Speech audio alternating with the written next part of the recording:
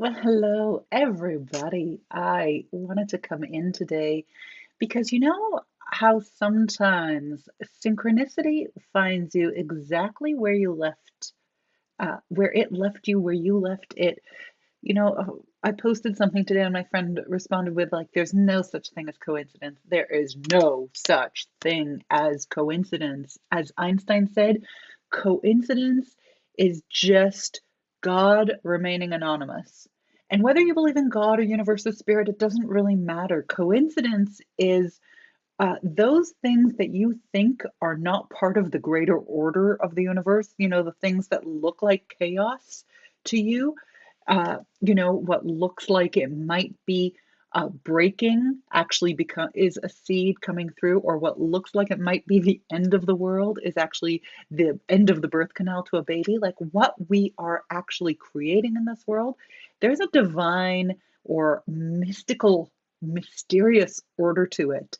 And it just so happened to be that I was on the phone in this deep conversation with a friend today, talking about what we want to do when we grow up. Because, contrary to popular belief, you don't actually grow up. Like, what age is like grown up? I mean, at what point are you allowed to sit at the grown up table and actually feel like you're grown up? And what if you want to sit at the kids' table? Like, there's that question: how old do you have to be to die of old age? Like, is there a certain cutoff there where it's like, oh, well, that's just old age and not, like it's a construct. It's all a construct. The whole thing of like growing up is a construct. Old age is a construct, right? So we're always reinventing ourselves, what it is that we want to be when we grow up. A friend of mine asked what you wanted to do when you grew up. I knew when I was from the very first flight that I ever took, 3 years old. We were moving to England, from Israel to England, and my parents put me to sleep and they told me, we're gonna go to England tomorrow. You're moving to England. You got to go to sleep early to get on a flight to go to England. And so they put me to sleep, and then they woke me up. They got me in the taxi. They woke me up, and they're like, "Come on, it's time to get up. We got to go." And I looked around at the airport, and I'm like, "Ah, this is England. Like, whoa, it's so huge and beautiful." And it kind of laughed and went like, "No, no, we still have to get on the flight." And my first flight ever was moving to England, and we flew on KLM. And I just remember these beautiful, angelic beings with their hair in this beautiful kind of like chignon. They looked so professional. And I looked up at them. My eyes must have been like bugging out of my head looking at them. And I remember they came through with the duty free card, and I had never in my life owned a doll that was like a Barbie style doll. I was like as rough and tumble tomboy as can be. I played with my brother's Legos. Dolls did not interest me. But when those uh, stewardesses, oh, because I had a lisp too, stewardesses, they passed through pushing that cart with their hair and smiling. And when they had that little Barbie doll dressed in a KLM uniform, my eyes must have like had hearts just like bloop, bloop, bloop, bloop, bloop, like you see in the cartoons.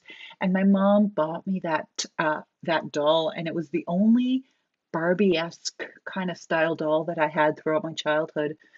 And I knew right then I wanted to be that when I grew up. Like I just knew there was something magical about being up in the sky. Um, and then when I got to high school, I remember sharing that with my high school guidance counselor, who was kind of trying to dissuade me from doing that because it wasn't sort of educational enough. I won't actually, I'll share that story another time because she actually kind of got in my brain a little bit and had me somewhat believing her, which, what did she know about my path, like my life path? Uh, but today, so I'll kind of parking lot that story for another day because it's actually a really good story. But today, I actually was in this mode of talking to a friend of mine about what we wanted to do, what I wanted to do. I was sharing, and at the exact same moment that I was just getting off the phone, another lady. messaged me, and I haven't spoken to this beautiful woman for about 10 years now, over 10 years. I mean, it's been a long time, who just reminded me how much fun and how much insight and how much transformation she had from attending some of my belly dance classes that I used to teach back then.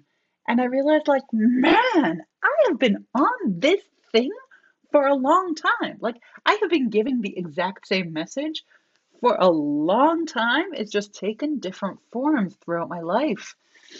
And, you know, I just was what a true testament to it doesn't really matter what form you take of doing your path, you are actually always on your path.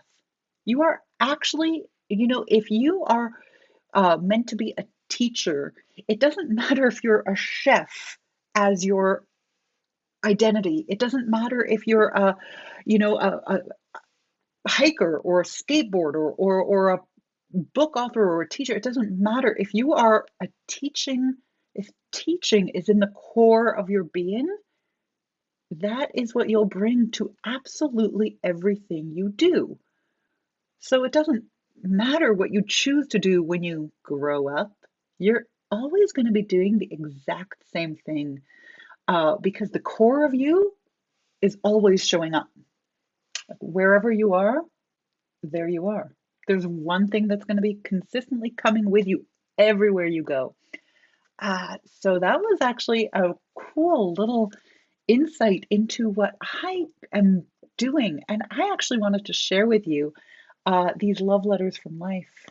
I'm actually writing these love letters from life every single day. I probably have for about the last at least 10 years. And I go different places in the world, and I just like to toss a love letter from life just to see, just to stand back, uh, you know, under the Arc de Triomphe in Paris or at the Western Wall in Jerusalem or like anywhere I am, just to watch, just to people watch. One of my favorite things to do as they pick up the card and see it and kind of look around and wonder, where did this come from? And I have missed showing these love letters from life for a long time. I have missed in this lockdown. As you all know, I'm in Canada. Canada has experienced a lockdown. I know some countries have had it earlier stages, later stages. I know that we're not the only ones, but we have been in sort of a deep lockdown for a few months. And is anyone else feeling it? I know I am. I'm feeling it. I know that for me, connection with other humans is really important. I know that for me, I need to actually see people's eyes and hug people and be around people. And I'm trying to get that as much as I can by hiking and dancing every day. But I want to say I miss you guys. I miss you guys. I want to see you. I'm really hoping to connect with you guys soon. How are you all feeling about that?